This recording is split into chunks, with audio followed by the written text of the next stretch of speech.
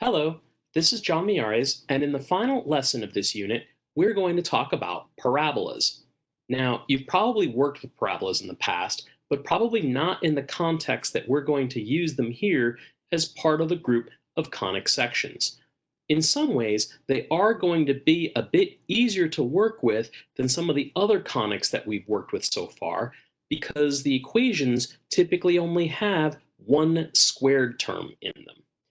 Many of you have also worked with parabolas in the past as part of an Algebra 1, Algebra 2 program, so hopefully this lesson will go smoother and faster than the lesson we had on hyperbolas or even the one on ellipses. Now, if you couldn't sense a specific pattern, we are going to look at two types of problems in this section.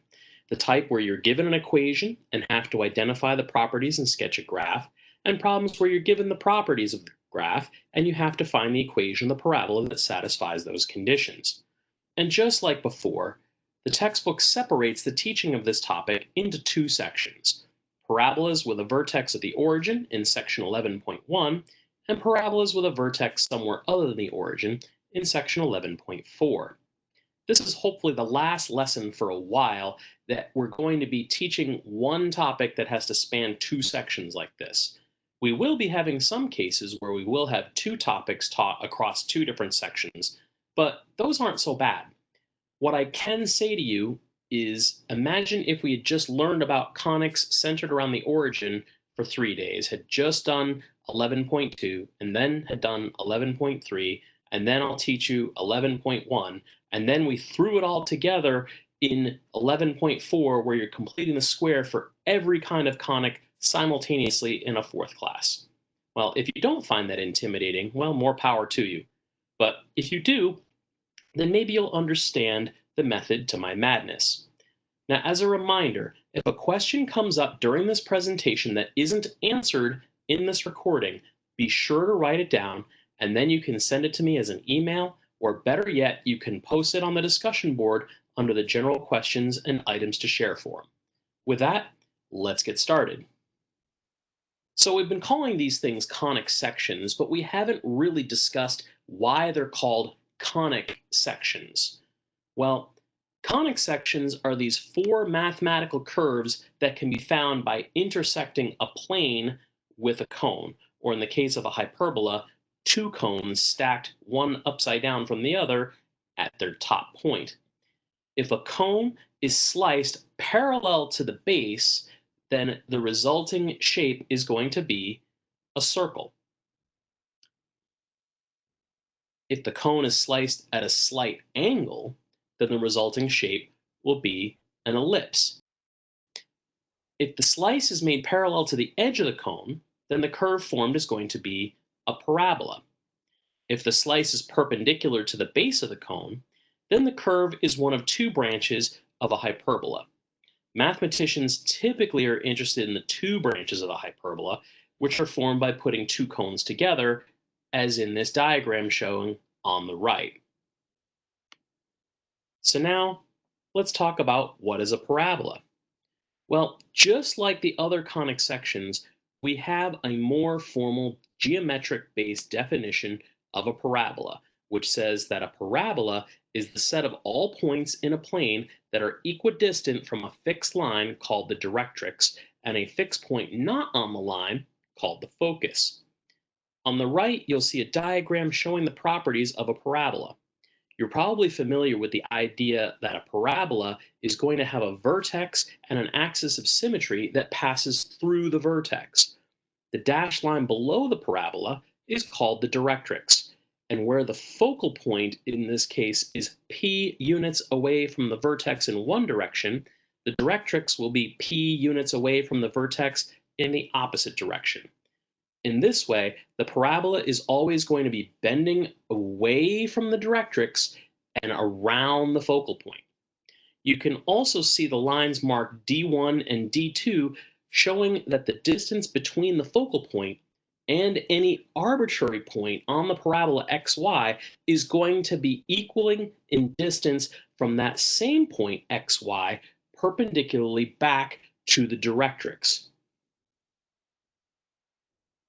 Unlike hyperbolas, however, There are no asymptotes here, and there's only one curve that we're drawing, not two.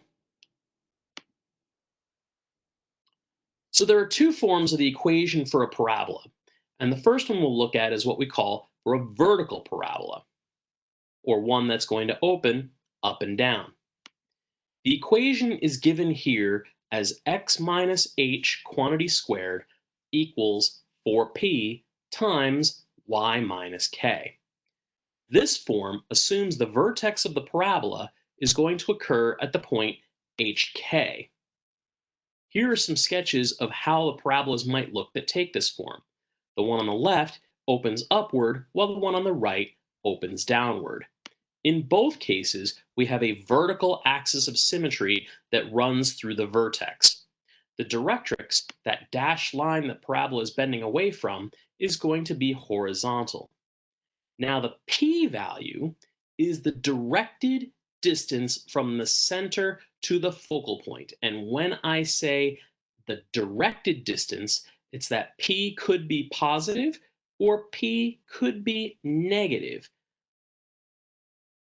Comparing the drawings below, on the left side, when the parabola opens upward, p is positive. On the right side, where the parabola opens downward, the p-value is negative. Consequently, the formula for finding the focal point and the directrix are going to be consistent in that the focal point will always be at the coordinates h, k plus b, and the directrix will always be at y equals k minus p. It just so happens that when p is negative, the focal point ends up being below the vertex and the directrix will be above the vertex. So when p is positive, the parabola opens up, but when p is negative, the parabola opens down. We also have this feature called the focal diameter, which is that orange horizontal dashed line in both parabolas that connects the two labeled points on the parabola that are not the vertex through the focal point to each other. The length of this orange segment is called the focal diameter, and it has a length of 4p. This value of 4p can help us find key points that we will use to draw a fairly accurate sketch of these parabolas. We also have these markings in green showing segments connecting an arbitrary point xy on the parabola to the focus on one side and to the directrix perpendicularly on the other side. Based on the definition of the parabola, those green dashed segments will have equal lengths no matter where they connect on the parabola itself. I think we're ready for the first example. Here, find the vertex, the focus, the directrix, and the focal diameter of a parabola with the given equation, then sketch its graph. The equation we're working with is x minus 1 squared equals negative 6 times the quantity y minus 4.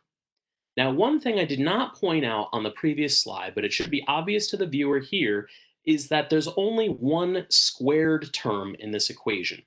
In ellipses, circles, and hyperbolas, we had both the x term squared and the y term squared.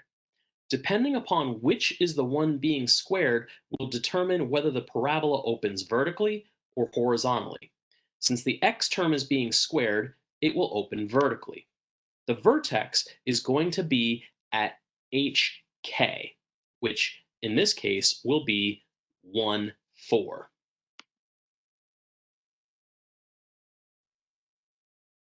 The coefficient on the right-hand side, negative 6, will be the value 4p. So if 4p equals negative 6, then p is going to be negative 1.5. With p being negative, that tells me the parabola is going to open downward with the focus being below the vertex and the directrix being above it. Let's start thinking about how we might graph this. The first point to plot is going to be the vertex, so we'll put that here at the point 1, 4. The focus is going to be 1.5 units below the vertex, which would place it at 1, comma 2.5, which we'll plot here. The directrix will be 1.5 units above the vertex, since p is negative 1.5 and would normally take y equals k minus p. So the directrix here is going to be at y equals 5.5. Next, I'm going to draw in a green dashed line some segments that are starting from the focus, working its way through the vertex and onto the directrix. The distance from the focus to the directrix will be the absolute value of p, which is 1.5, and the distance from the vertex to the directrix is also 1.5. The focal diameter is represented by the absolute value of 4p, or the absolute value of negative 6, which is 6. Geometrically, what I want to do is construct a segment that is going to be parallel to the directrix, whose midpoint is the focal point that has a length of 6. So this blue segment that I've drawn here will have a length of 6, and its midpoint will be the focal point. So I'm going to go 3 units to the left and 3 units to the right of the focal point to get this blue dashed line here. This is our focal diameter, but it can also be used to get us 2 points on the parabola that we will draw.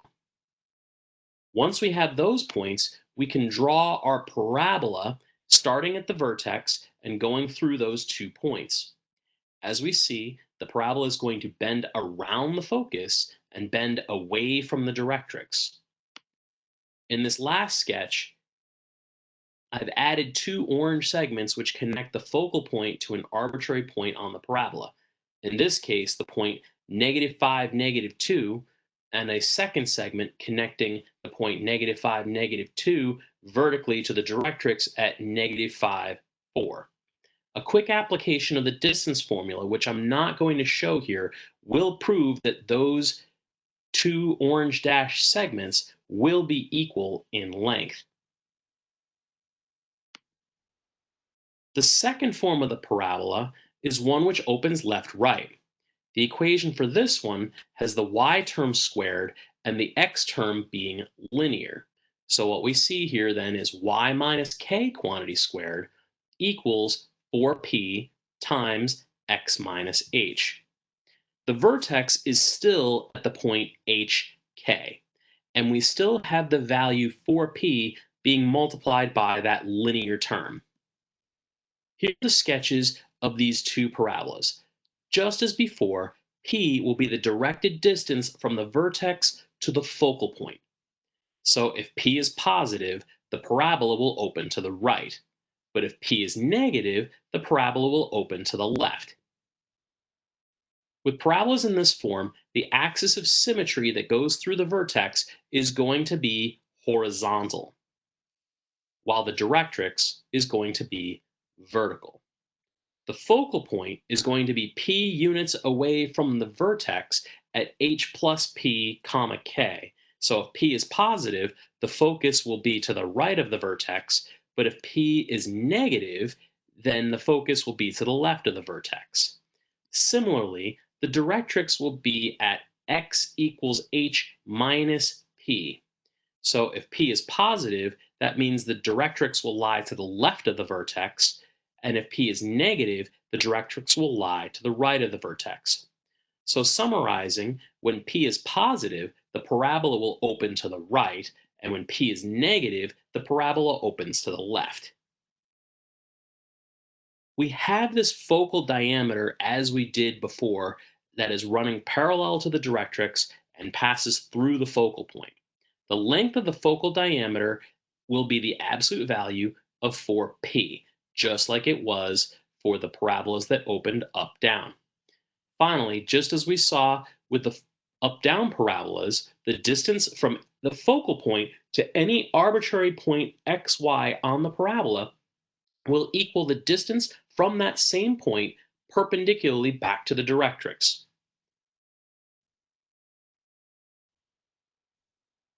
Here's example 2.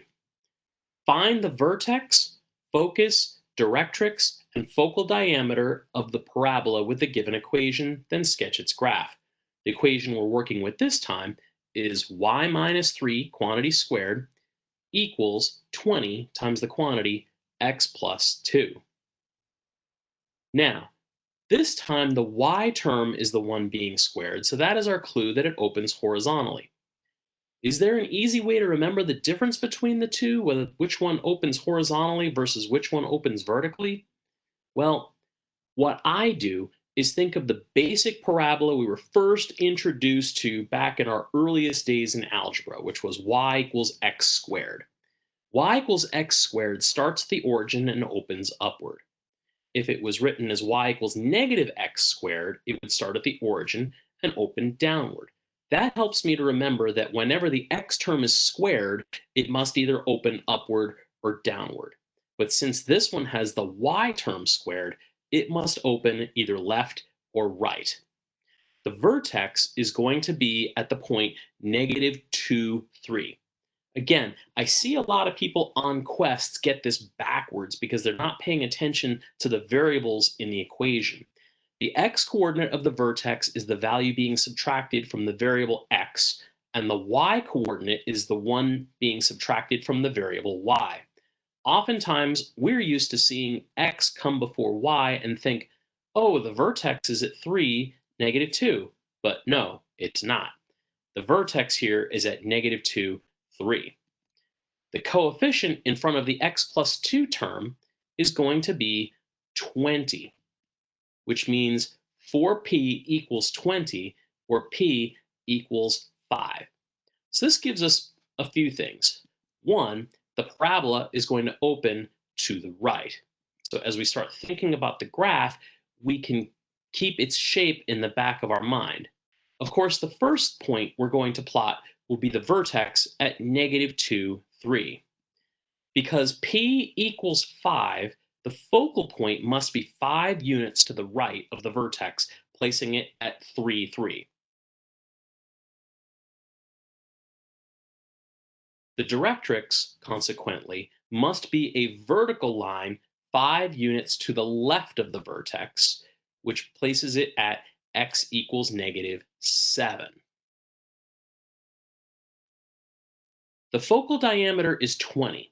So what I'm going to do is sketch a line segment that is 20 units long, that is parallel to the directrix, and has a midpoint that's the focus. This means I'm going to start at the focus and go 10 units up and 10 units down to get this blue dash segment that you see here.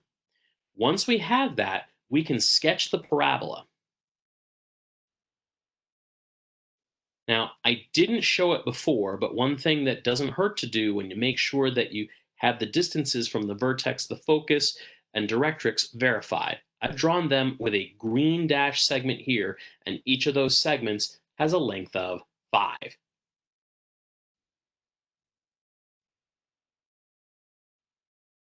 Now, not as if you weren't expecting it, we will look at an example where you need to complete the square in order to find the properties of the parabola before we sketch it.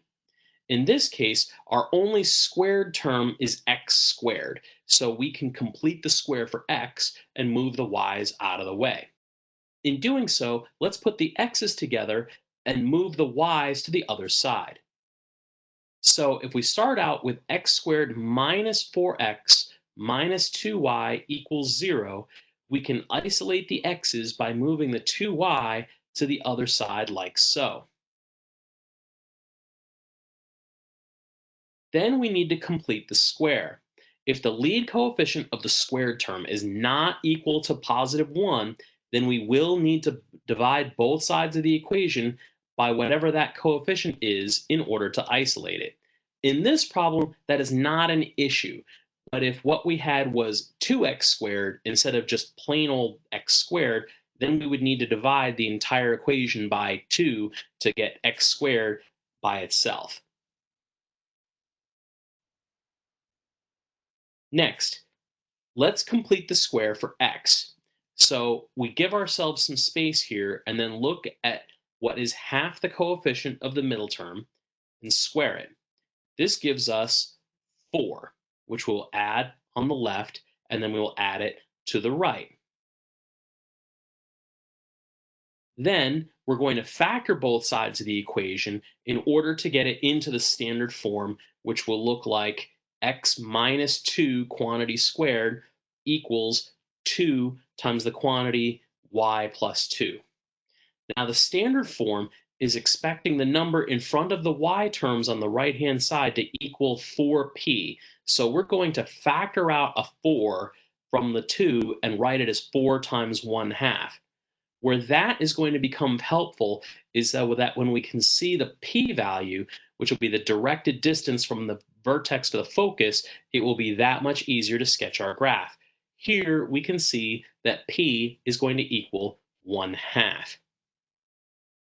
Now that we have it in that form, we're ready to identify the parts of the graph that make the sketch. Since the x terms are squared, that means it will open vertically, just like y equals x squared. The vertex will be at 2, -2, based on the values of h and k being subtracted from the x and y terms respectively.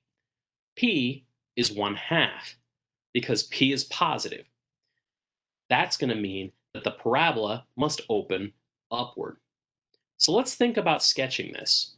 The first thing we have to do is plot the vertex at 2, -2. The focal point will be half a unit above the vertex, which would place it at 2, -1.5. So we'll plot that here. The directrix will be half a unit below the vertex, which places it at y equals -2.5. We can then sketch that like so. From here, I'm going to connect the focus to the directrix through the vertex, showing those distances to be equal. The focal diameter equals 2. So we want to have a segment that is parallel to the directrix, goes through the focus as its midpoint, and has a length of 2. Once we have that in place, we can sketch our parabola. Again, notice that the distance between any point on the parabola and the focal point will equal the distance from that same point perpendicularly to the directrix. This one is pretty similar to the last one if you'd like to try it on your own. Find the vertex, focus, and directrix and focal diameter of the parabola with the given equation and sketch its graph. I would recommend you pause this video for a few minutes to give you a chance to try this one on your own. A few things I'll note here is that when the y term is squared, this is going to open horizontally, and we'll want to complete the square for y. Let's pause here for a bit to have you give this a try.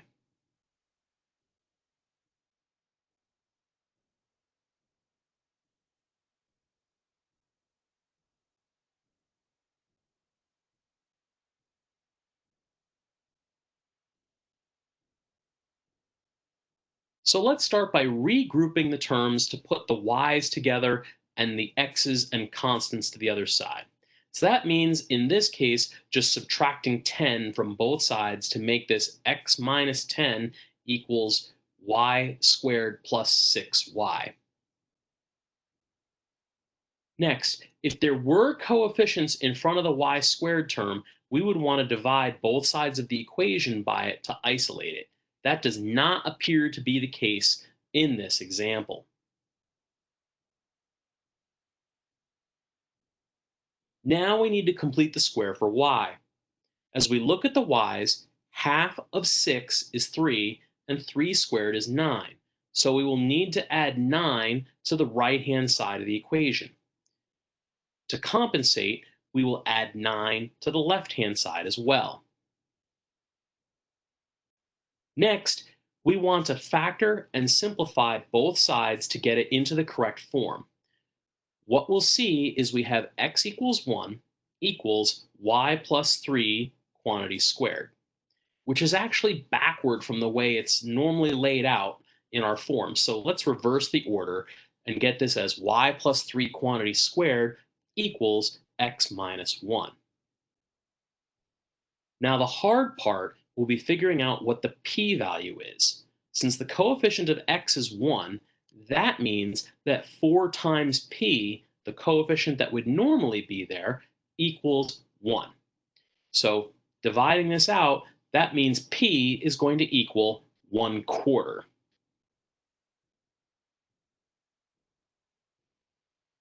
So now that we have this in the correct form, we can move forward with answering the questions. Since the y term is being squared, the parabola is going to open horizontally. The vertex is going to be at 1, -3. The p-value is 1/4, which is positive. So this is going to open to the right. So as we start preparing to sketch our graph, we put in the point 1, -3 as the vertex. The p-value is 1/4, so the focus will be 1/4 unit to the right of the vertex, placing it at the point 1.25, -3.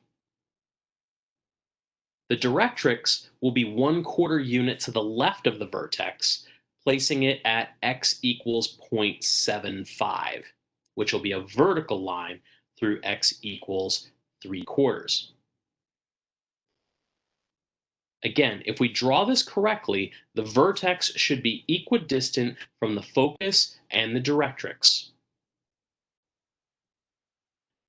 The focal diameter is 1, which means we'll need to draw a line segment of length 1 parallel to the directrix with the focus as its center point, as shown here. From there, we sketch our parabola. Just like before, if we draw it carefully enough, any point xy on the parabola will be equidistant from the focus and the directrix.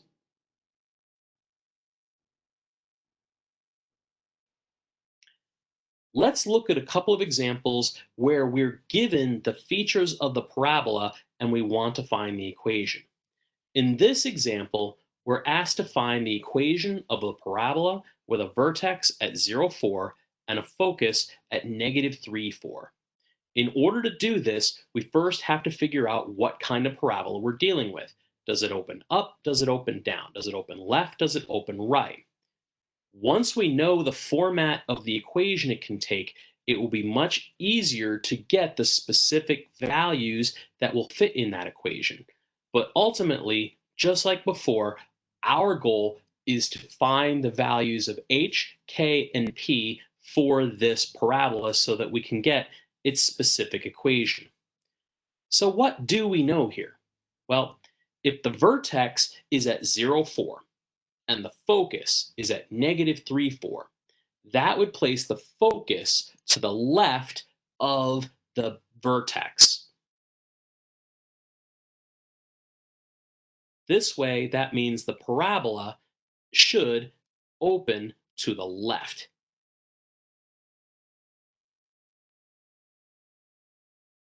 Based on the directed distance, the p-value would have to be -3 since the focus is 3 units to the left of the vertex. Also, if the vertex is 0, 4, that means h equals 0 and k equals 4 in whatever form of the equation we choose to use.